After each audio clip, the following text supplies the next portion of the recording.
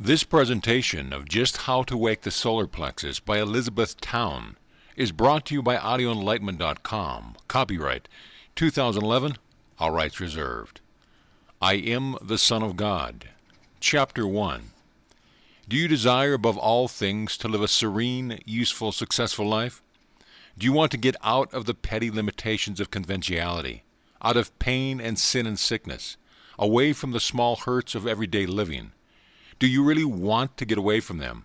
Are you willing to work out the salvation that is in you? Or would you rather sit still and grumble at the universe in general and everybody in particular? Do you desire health and prosperity, happiness, and a wider usefulness enough to work every day and all day for them, as a man works who desires to be a great musician or artist or scholar? Or do you just weakly wish that somebody would carry your bodily on the flower beds of ease to a heaven of happiness and prosperity? Are you resolved to have health, happiness, and material prosperity, and to be more widely useful, no matter what it costs nor how long it takes? Then you will have them. You will, without the shadow of a doubt, get there. You could not fail if you tried, and I am with you all the way, and at the same time, I am already there. And I will tell you something that was an immense help to me in getting there. It was the Son. Shelton says the Son is God. I should not be surprised if he is right, but I am not sure he is. However, the Son helped me to the realization of myself, my all-wise, all-loving, all-powerful, serenely happy self. Your self is just as grand as myself, and you are dead certain to find yourself when once you set about it. The reason you have not already found it is that you have put in most of your time in watching the self of other people. You have been impolite to yourself. You have consulted every Tom, Dick, and Harry before yourself, and you have called yourself all sorts of names. No wonder he has crawled into his shell and pulled the hole in after him. No wonder you think he doesn't know much. But he does, and he will do anything for you if you just even halfway be civil to him. Be polite and respectful in yourself. Tell him he is a pretty good fella after all, the best friend you have. Ask his advice and use it, and let him do things for you. All he wants is recognition, and he will do anything you want done and do it better than anybody else can do it for you. The Son helped me to make a close acquaintance with myself. He will also help you. Did you ever think how much alike are son and son? Jesus was the Son of God. I studied the life of that Son for years, trying to be like him. My success was indifferent. But one day it suddenly flashed across my mind, I am the Son of God. That was to me a glorious idea that took possession of me and literally transformed me by the renewing of my mind. That is a little trick idea has. Give them a lodging, and they will make a whole new house for you, a house not made with hands. I am the Son of God, made me all over in no time. I will tell you some of the changes it made in me. I used to be very sensitive, so much so that I didn't know my own mind more than half the time, and I was usually getting my feelings hurt, though I was generally too proud to show it. I tried desperately to conquer my feeling and keep from being hurt, but success did not crown my efforts, nor even perch upon my banner. At last I grew tired of coddling my feelings and told them, with considerable righteous indignation, to keep on feeling hurt, they'll get tired and quit. They would receive no more attention from me. They did get tired and quit. The Son warmed up my feelings and happified them for good and all. This is the way of it, I said to myself. If I am the Son of Good, then my one reason for being is simply to radiate, to shine, to send out good thought. Now you see, this is just where I had been making a vital mistake. I had always tried to be a moon instead of a sun. The moon is cold, dark, sterile, receptive, only shedding reflective light. I had been all this time receiving everything, other people's ideas and opinions, and even all kinds of hurts from them. And as if this was not enough, receiving, I daily besought God to give. Give me the Holy Ghost, not to mention the 101 other favors I begged of him and other folks. And all this time, I was really a son, the Son of God, made for one purpose of sending out instead of receiving. I had life in myself, as the Father hath life in himself. In order to outgrow entirely all that sensitiveness, I had simply to remember when my feelings were injured that I am a sun made to shine instead of a moon made to receive hurts from without. Every human being is literally a sun of good, made to radiate. If he will attend strictly to the business of sending out good will, as the sun radiates beams, he will soon find his feelings under his control. Suppose every time somebody on this planet grumbled at old Saul, he were to curl up within himself and fail to send forth its rays. If he were sensitive like most people, that is what he would do. But Saul is too wise a god for that. He attends strictly to his own business of shining. So positively does he shine, and so fully is he absorbed in doing his best, that he shines upon not only the just who appreciate his shine, but he shines joyously on the unjust, who only grumbles in return.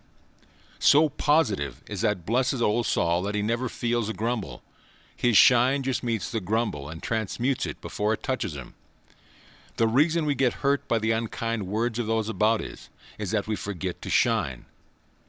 There is a real sun center in us, the solar or sun plexus. This is a great nerve center situated in the back of the stomach. When this central sun, from which all the nerves of the body radiate, is in its normal condition, it steadily radiates a real energy, just as the sun does. This energy vibrates through the nerve highways and byways of the body, out toward the surface of the body in all directions, the mucous membrane surface as well as the outer skin, and is thrown off into a real halo or atmosphere, which always envelops the body.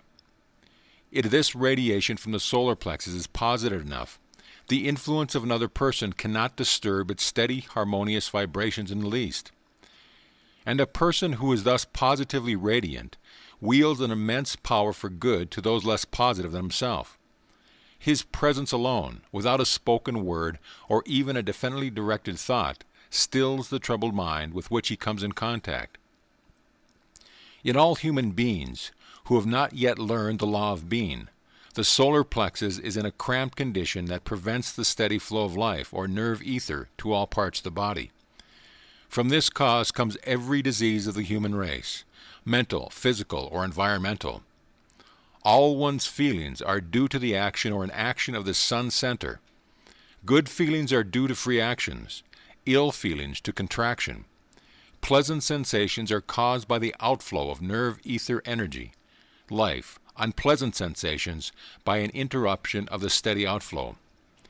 In every human being there is a steady radiation of life or love or goodwill from the solar plexus, except when the individual himself interrupts the radiation, when he contracts the solar plexus, thus diminishing outflow or interrupting it altogether as in death. A continued contraction of the nerves results in a chronic state of nervous collapse. The nerves literally collapse, as does a soft tube from which fluid is withdrawn. The nerves are tubes for the conveyance of life to all parts of the body. Contract the solar plexus and you withdraw life from the body.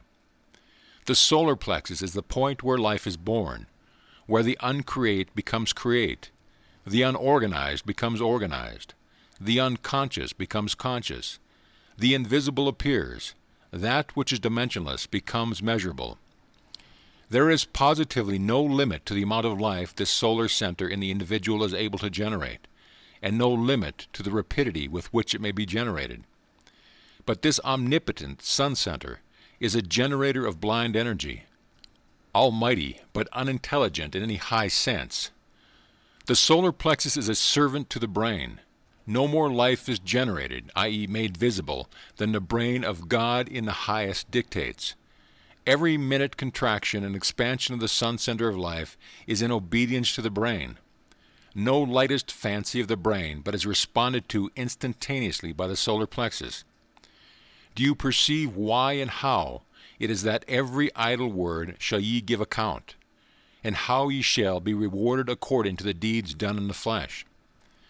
What you sow in imagination you shall surely reap in the body. What you have sown in thought you are reaping now. Conscious thought is master of the sun center, from which flows the life of your body and the quality of your body, including its brain, determines the quality of your environment. You are your own Lord and Master, the arbiter of your own destiny. Now do you see why a sensitive person gets hurt continually? He thinks he is a moon instead of a sun. He receives from other worlds or tones or acts what displeases him. He contracts the sun center of himself, stopping his radiation of goodwill.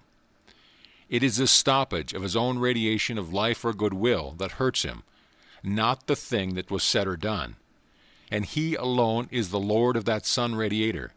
Therefore he hurts himself. I made this discovery by actual experience, and have demonstrated the fact that nobody on earth has the power to hurt my feelings. By studying the action of the real sun, and remembering that I am the Son of God, I quickly learned the art and acquired the habit of shining.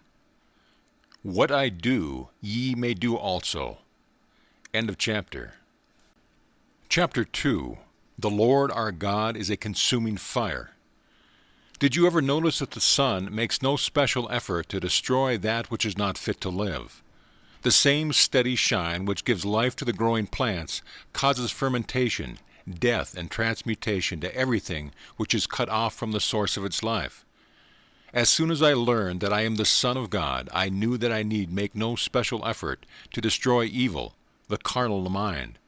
I saw that I had simply to shine, like old Saul, and the radiation from me would transmute mind and body and environment for me.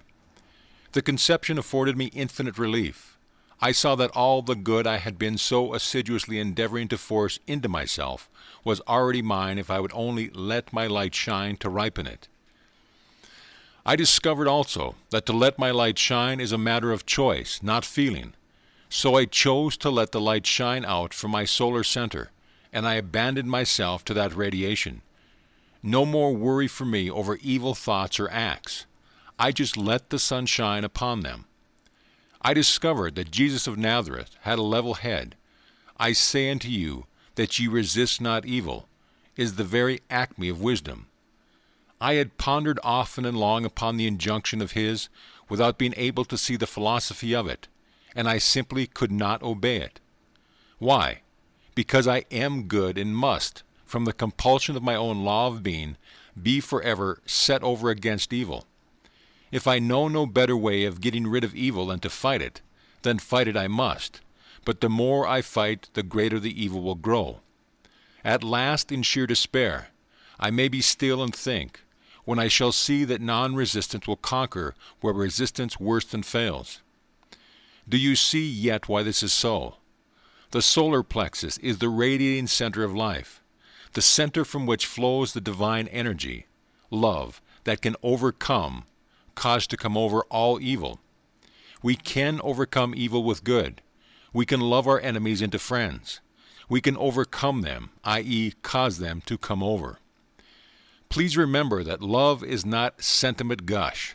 It is not a matter of words, but it is a steady radiation of goodwill from the solar center, and may or may not be expressed in word or deed.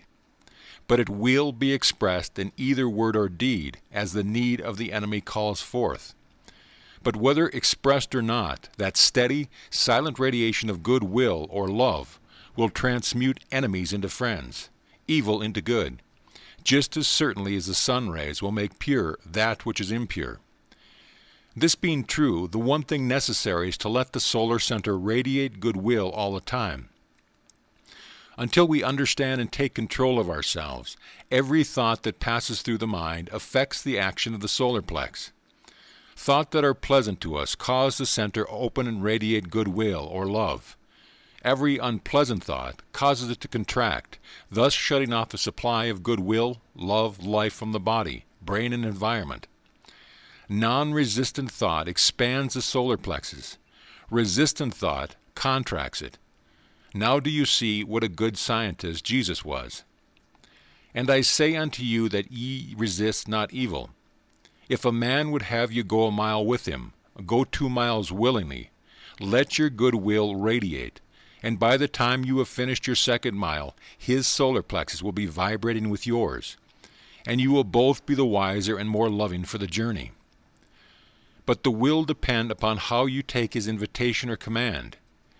you can go under protest, asserting your own righteousness and his injustice, in which event he will conquer you, and you will have obeyed the letter, but not the spirit of Jesus' injunction.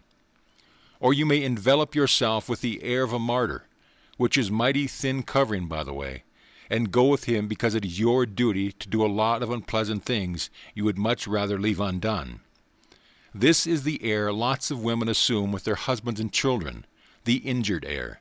They go a mile, oh yes, 2 miles or 3, with their brows uplifted and their lips pursed up with prunes and prisms, and a very large humility of manner, all of which brings the inconsiderate husband or children to time, for a time. They feel that they have committed the unpardonable sin, and hasten to humble themselves and make amends. But by and by they become hardened, and the last state is worse than the first. You see, it is not so much the thing you do as the way you do it. I said before we understand and take command of ourselves, every thought passing through the mind either expands or contracts the solar center of being. We must learn to control the action of the solar plexus, just as we learn to control the action of the fingers in learning to play the piano, by thought and careful exercise. Anybody can play the piano who will, and anybody can learn self-control who really wants to. And when he really wants to, he will. Until that time, you might just as well let him alone. As long as a man prefers to let his solar plexus flop around like a weathercock on a squally day, registering all the silly, thoughtless, or malicious things his neighbor may say, why just let him flop? He will get tired of such buffeting by and begin to control himself and his feelings. Nobody can do it for him. Practice makes perfect. He who puts in the most time in faithful practice will accomplish most in the shortest time. The man who puts in an hour a day in practicing, concentration, exercises, and then lives the remainder of his time on the old plane of resentment and resistance, will not make half the progress of the man who spends little or no time in exercise, but endeavors to put his goodwill into each act and thought of the day every day of the week. Every experience, little or big, is an exercise for developing concentration. You no more need special hours for the development than a cat needs 2 tails. Put your mind and goodwill into what you are doing and re-put it every time you catch it flying the track. Make up your mind to keep your light shining, your solar center expanded, no matter what happens or how you feel. Of course you can't do it at first, any more than you can play the piano by simply making up your mind to do it. Your hands will get out of position and your fingers will persist if being thumbs up, but nevertheless, if your mind is made up, you will keep at it until you teach your hands to keep their correct position and your fingers to touch the keys daintily and truly with scarcely a conscious thought. Just so with the solar plexus. By practicing, you can teach your solar center to radiate goodwill, no matter what is happening outside of you or within, or how much your thought may be occupied with other things. That is heaven where I am, and the door is wide open with welcome written above. Let your light so shine that men may see your good works. Your love sun shines and glorify your I am God, which is heaven. End of chapter. Chapter 3. Just why and just how. The solar plexus, or sun center, is to the human body precisely what the visible sun is to the solar system. It is the source of all life and light. It is the manufacturer of life and light. The sun manufactures light and heat by inhaling that which transcends light and heat. The sun breathes. It inhales spirit and exhales light and heat, intelligent will. The solar plexus inhales light and heat and exhales magnetism, another form of intelligent will, a finer form, a more intelligent will, and therefore more powerful as well as finer. If the sun were to cease breathing, there would be nothing left for the solar plexus to breathe. Life would cease to manifest. If the sun were to breathe spasmodically, or only half filling up itself with spirit, then would there be a poverty of light and heat. The effect of such a poverty of light and heat you can see in plants or persons kept in dungeons. We are wont to believe that man breathed with his lungs alone, when the truth is that he breathed with every cell of his body, and each pore of his body, inside and out, is an avenue for the transmission of sunlight and heat to the great laboratory of the body, the solar plexus. The solar plexus is the body's breathing center, where sunlight and heat are transmuted to magnetism. All disorders of the human body and brain are due to shutting off of the sun's rays before they can reach the solar plexus. The deep and regular breather cannot be sick or mentally weak. Just one thing prevents the breath from reaching the solar center: a closing of the pores, outward and inward. A stooping position will cramp and close many of the lung pores. Tight clothing will shut off not only lung pores, but others as well. But first and last and always, and with more power than is contained in all other things combined, will the mind contract the pores and rob the body and brain of life and light. Fear is the great robber. Watch the effect of a single fear upon yourself.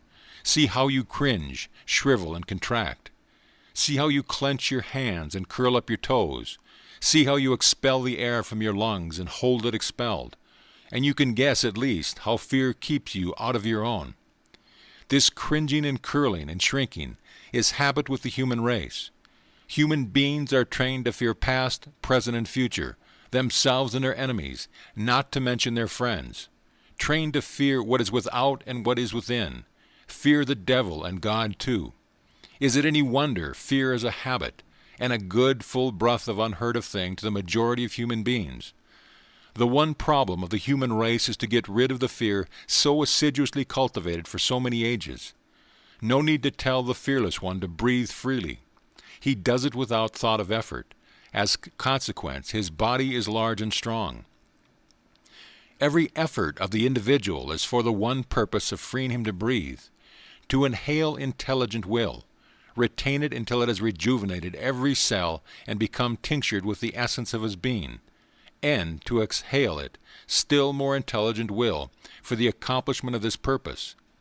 Man breathes in intelligent will, focuses it within, and radiates it in a new and more powerful form.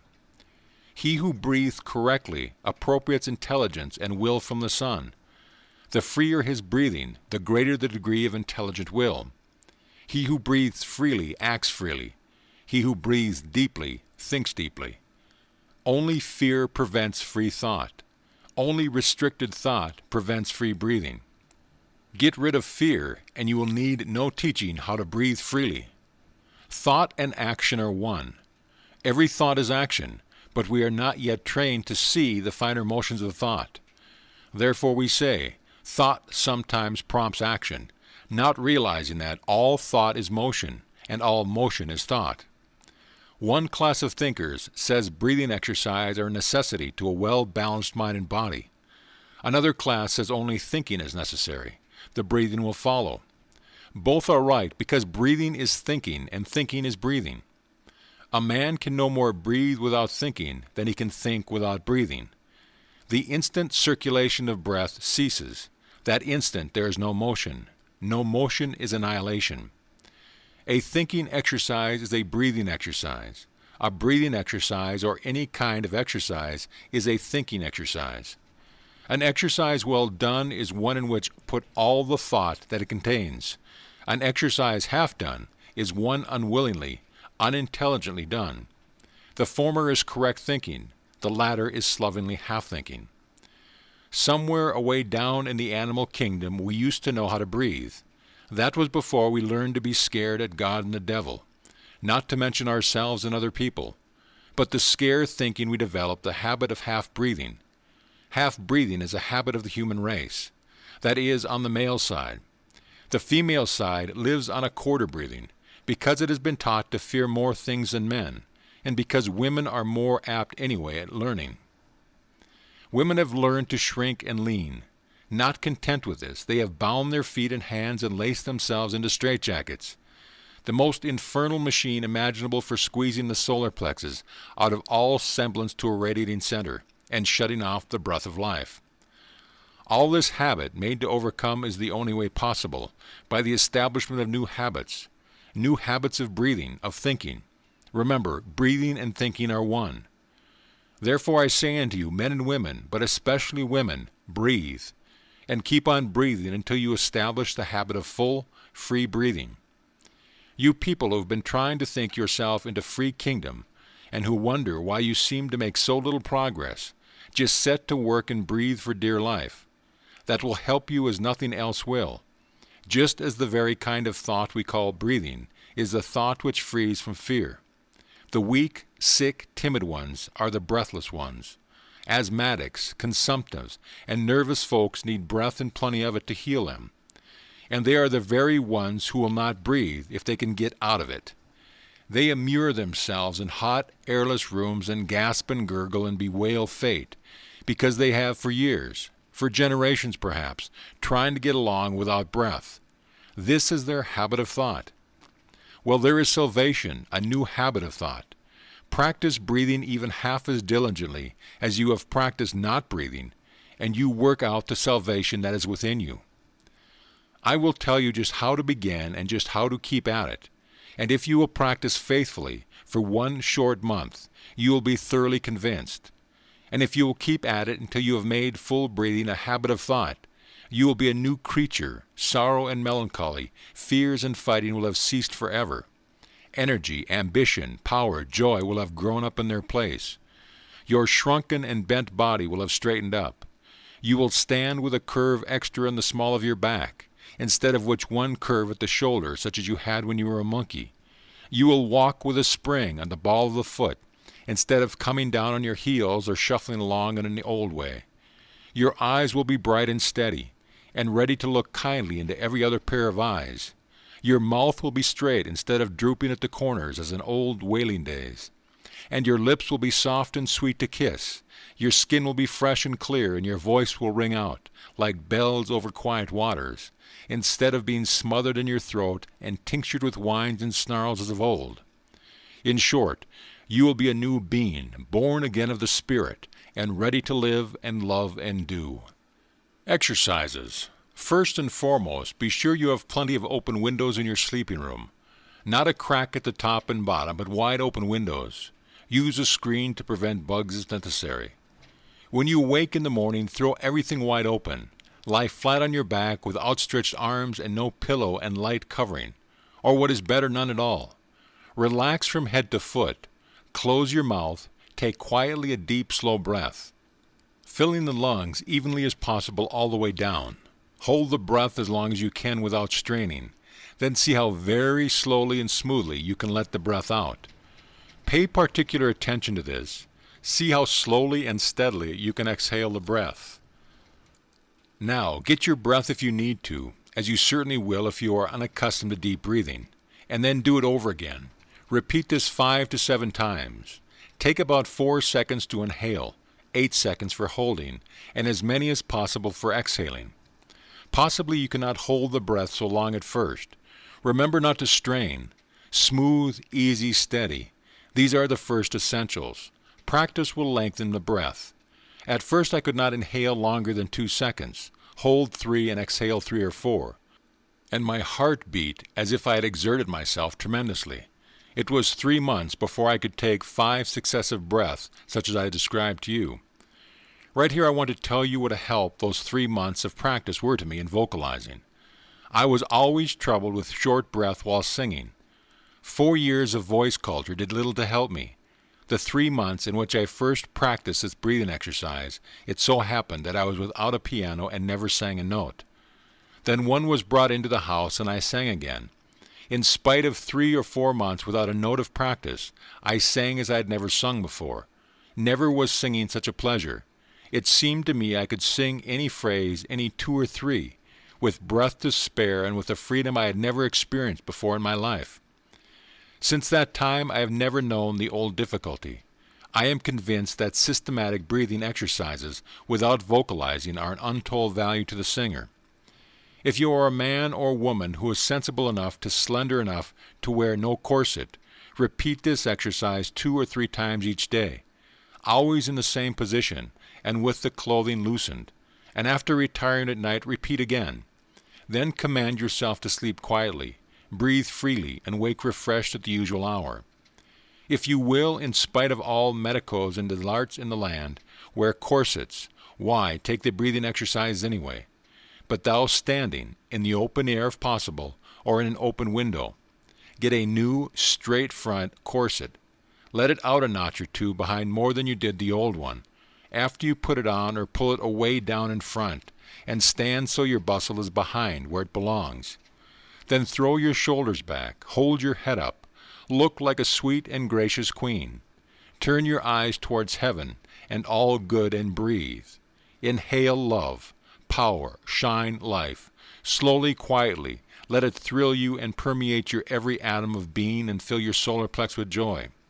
Let it transmute you and be transmuted. Then lower your eyes, spread out your hands wide in blessing and breathe forth quietly, smoothly, slowly, all joys to all mankind. If you are a man, never mind about the straight front corset. Just stand like an athlete, chest out and abdomen in, and take long, strong swigs from the sun. Let them exhilarate all your being, soul and body. Then breathe out blessing on the world. Take 2 or 3 breaths at each exercise. Exercise several times a day, in standing position if you prefer, and recline night and morning for more breathing. If you have a special pursuit in which you desire success, remember it when you are taking these exercises. While you are inhaling a breath, you are negative, receptive. While you are holding the breath, you are poised, ready. While you are exhaling, you are positive, radiant. You are giving out life to your domain, to all who are less highly developed than yourself, to your environment in general, to your business, to whatsoever you are interested in. Then, as you exhale a breath, spread forth your hands and breathe life into whatever you desire. You can grow friends, beautiful surroundings, money, loving thoughts, wisdom, anything that you will by this practice. I don't care 2 cents whether you have faith in it or not. Just do it, and you will find out what I affirm is true. The solar plexus is the seat of emotion. By proper exercise of the whole breathing apparatus, you may gain such control of the solar plex that anger, resentment, resistance, blues, discouragement, and fear will be as foreign to you as the awkward motions you used to make when you were first learning to walk or eat. All these unpleasant emotions are due to the cramping of the solar plex. The exercise I have just given you will free the plexus and make you feel good. Continued practice will establish the habit of feeling good. That is, the habit of feeling free. Until you succeed in establishing a habit of feeling good, you will have, as you had heretofore, periods of depression. These will gradually grow less deep and be more readily dissipated. When you feel yourself growing depressed for no matter what cause, break up the tendency as quickly as possible. Here is a way to do it. Undress if possible. If not, unloosen your clothing. Lie down flat on your back with arms outspread and without pillow. Let go of everything mentally. Inhale slowly through the nostrils a full breath. Hold steady a second or 2. Then force the breath suddenly into the upper part of the lungs. Hold there a second or 2, and then suddenly throw all the breath down as far as possible, at the same time exclaiming mentally to the solar plexus, "Wake up, wake up."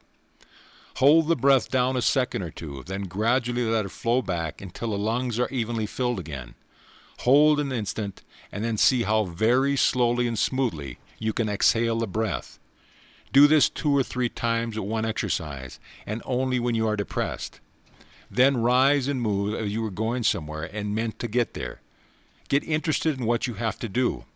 The next time you think about your depression, you will wonder what makes you feel so comfortable and full of quiet go. I have used this practice, which is my own discovery for years, for all sorts of depression from every imaginable cause, and never once has it failed to change my feeling utterly. It is guaranteed to cure anyone who will practice it with a will. These directions sound complicated, but after a trial or 2 and rereading or 2, they will nearly do themselves. So easy and delightful will you find them and their effects. Never mind if your heart thumps a bit when you first attempt any breathing exercise. It would thump just the same after any new and vigorous exercise. Just be quiet and persist. Very shortly you here will enter into the general enjoyment and keep as quiet as a summer morn, no matter how vigorous you force the breath up and down. This exercise properly persisted in will benefit or cure functional heart disease, as well as diseases of lungs and throat.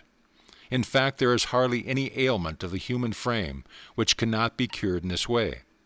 If the practice is kept up daily or oftener for a long enough period, remember that the shine from your sun center is to your body what the shine from old Sol is to plant life and planets, and these exercises establish in your solar center the habit of shining. End of chapter. Chapter 4. Breathing Technique. There are breathers, and breath, and if you happen to be one kind of breather, you might take a good many thousand breaths without doing yourself very much good, all because you force one poor little bit of a muscle to do the work of a great man, large muscles. Perhaps some of you don't know that you have in your throat the neatest little trapdoor ever seen. You might know it is there, and you may never have heard its name, but I'll warrant you've experienced several unpleasant sensations in the day from having left this little trapdoor open at the wrong instance, and you have probably missed a great many enjoyable sensations by closing it up at unseasonable moments. This neat little trapdoor that works so smoothly and you hardly knew you had it is intended for just one purpose in ordinary life, the purpose of keeping anything more dense than ozone from getting into the air passage to the lungs. But the epiglottis is very intelligent and obedient little servant, and I have known singers to teach it to flap up and down very fast, and so help in producing staccato tones. Then I have known other folks to impose shamefully upon this dainty little member of the human family, which is built for light, rapid motion, and not for long strains. Strange to say, it is the New Thought people, the disciples of love, who often abuse it, but they don't mean to, of course. These new thinkers have got hold somehow of a notion that there is a great virtue in holding the breath a long time. So they pump themselves full of air and batten down the poor little trapdoor and keep it down until they get red in the face and their hearts thump tempestuously and then go pit-a-pat.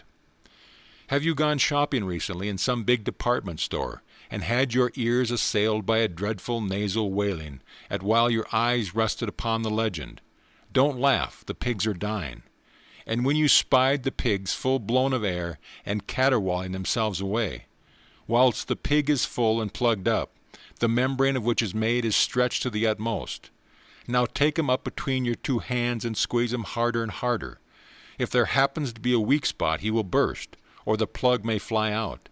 At any rate, you will stretch his skin, and it will make more air to make him plump again. Now that is just the way the wrong kind of holding the breath acts on your lungs. You stretch all the tissues of the lungs and batten down the epiglottis.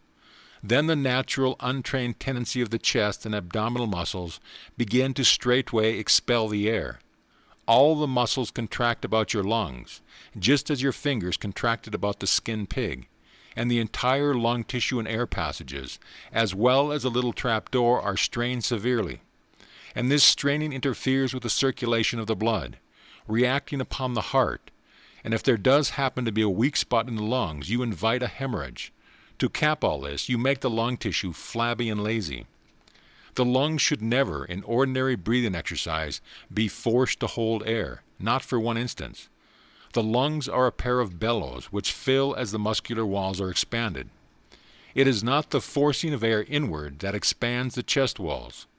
Expanding the chest and abdominal muscle draws in the air, making no more of a pressure inside the body than there is on the outside. This allows a free circulation of both air and blood, and permits perfect oxygenation. It is not the lungs that need training to breathe. They always receive all the air that the muscles will give them room for, and they remain expanded and free just as long as the muscles will permit. Correct breathing is correct muscling. Breathing practices should be muscle practices, with the trapdoor wide open from start to finish. When you practice breathing, never mind the breath. Just see how far and evenly you can expand your chest and abdominal muscles straight outward, how long you can hold them steadily there without pressure against the epiglottis, and how very slowly, evenly and softly you can contract those muscles again. Put your will into your muscles where it belongs. Put your attention into them, and you will get the knack of correct breathing. Breathe always through the nostrils. Don't try too hard. If you have to puff and huff after a long breath, you made the division of that breath inhaling, holding, and exhaling too long, and you shut the trapdoor. Try again, breathe easily. Breathe with a purpose. Did you know that the difference between a man and an idiot is the difference between a purpose and no purpose? The manliest man, women included, is the one who has the deepest, highest, steadiest purpose. The idiot breathes in short, irregular puffs, never once entirely filling or emptying his lungs. And his short, erratic little puffs go to build 1,001 short, erratic little notions, which make up his expressed self. Aimless breathing practices are, like any other aimless efforts, beastly. Will your breath-generated power in a chosen direction, aim with it, and see you aim high and steadily. You can do anything you steadily purpose to do. Only vacillation can defeat you, unless you should happen ignorantly to aim at something which would enslave the free will of another. For instance, I had a man write me once to utterly subdue to him his wife, and make her obedient to him in all things. Now his wife used to be the kind of a goose, but she had positively outgrown it and left his mightiness, and this man might breathe and speak the word and hire healers till crack of doom, and that is all the good it would do him. You see, he didn't aim high enough. If he had aimed to be sweet enough to win a woman's devotion, he could do it, though it might take a few more incarnations in his case. But he could get there in time. Or if he had aimed to be a successful artist or writer or businessman, he could do it without fail if he kept steadily at it. But he wanted to boss other folks, and other folks had sense enough to boss themselves. I returned that man's money and told him I glorified his wife's spunk. Breathe rhythmically. It is said a single dog trotting across a bridge will do more toward shaking it down than a whole drove of trot horses and heavy loads. There is no rhythm to the motion of the dog. It is said a man with a violin could shake down Brooklyn Bridge by keeping up a steady vibration of the note the bridge is keyed to. A rhythmical heart beat makes a powerful body. Rhythmical breathing communicates rhythm to the heart and brain and gives the entire man a good time. Breathing regularly and deeply brings the whole body and brain and soul into harmony of action. Harmony is health. Harmony is power. Did you ever see 4 men or women take 3 or 4 long, even breaths in unison, and at the last inhalation raise with the tips of their fingers a heavy man clear above their heads? Without those long, even breaths, that feat cannot be done. Rhythmical breathing generates power in the body. During sleep, the breathing is even and deep, and the body recuperates. Recuperates from what? From the irregularity of action caused by the waking, the surface brain. The breathing apparatus responds to every conscious thought. It gasps with astonishment, stands still with fear, or puffs with excitement. In the long, quiet night, it recovers its natural rhythmic action. Our breathing apparatus is like a child's untrained fingers, full of infinite capacity for the expression of beauty, harmony, power. But like the child's fingers, our breathing apparatus needs training to work steadily, intelligently, even if the brain does get flighty or lazy. Just as each one of the child's individual fingers has to learn how to do its own work without responding to the impulsions sent to its mates, so the breathing apparatus must be taught to keep coolly, evenly at work, no matter what is going on above in the brain or outside the body. This can be accomplished by persistent practice. Rhythmical action of the breathing machinery will keep the body full of power and prepare a heart for any fate. One who teaches his body to keep coolly, sweetly, harmoniously at work, no matter what turns up, will cease to gasp and gurgle, faint and collapse at every time he needs more power. When you are tired or discouraged, your body is starved by short, irregular breath supply. Lie down flat with arms out from the body and eyes closed. Inhale slowly, but not too slowly. Just easily as you inhale, say mentally, with eyes raised up under your closed lids, I am. Say it slowly and distinctly, and try quietly to realize that the infinite is really you. I and the Father are one. Keep the chest walls expanded for a moment and throat open. Then slowly and very smoothly exhale a breath, lowering your eyes as you do so, under closed lids always, saying softly, lingeringly, mentally, with downward inflection, love. I am love. Breathe rhythmically as slowly as you can breathe easily and always full. Keep this up until your mind is quiet and you have forgotten all about discouraged or blue. Keep this up until I am consciousness has gone with the breath into the lungs, and so into the blood, and with it into the body. It takes about 2 minutes for the blood to make the circuit of the body, but in order to change your feelings, it must make the circuit several times, setting up a new rhythmic vibration of I am love, consciousness. Your whole being must catch the vibration of that grand, peaceful, powerful I am consciousness. Lungs, heart, solar center, and brain must pulse together with the infinite.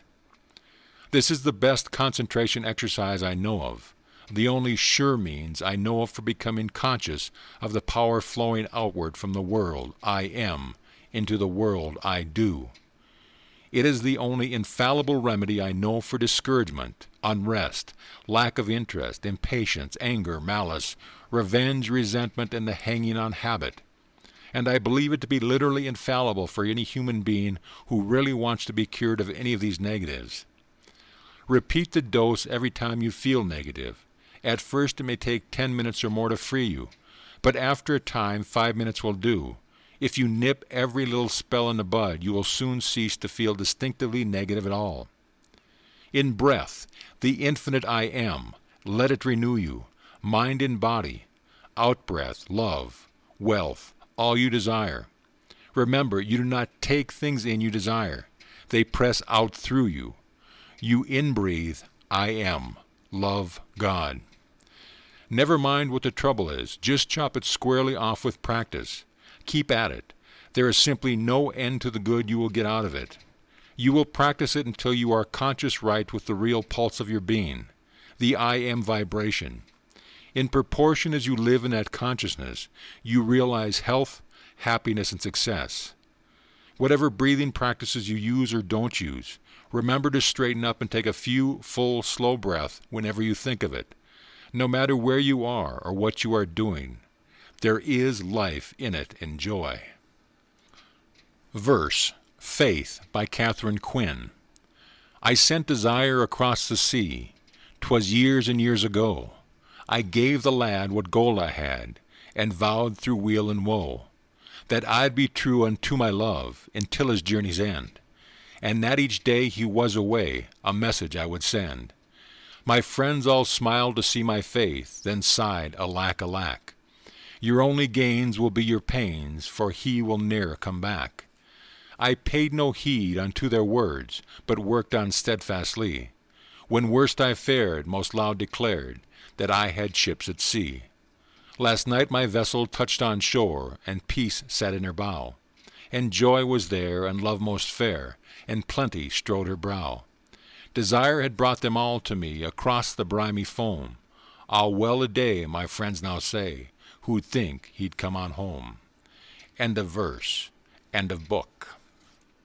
This audio presentation of Just How to Wake the Solar Plexus by Elizabeth Towne has been brought to you by audioenlightenment.com and has been recorded for the exclusive use of Audio Enlightenment members only.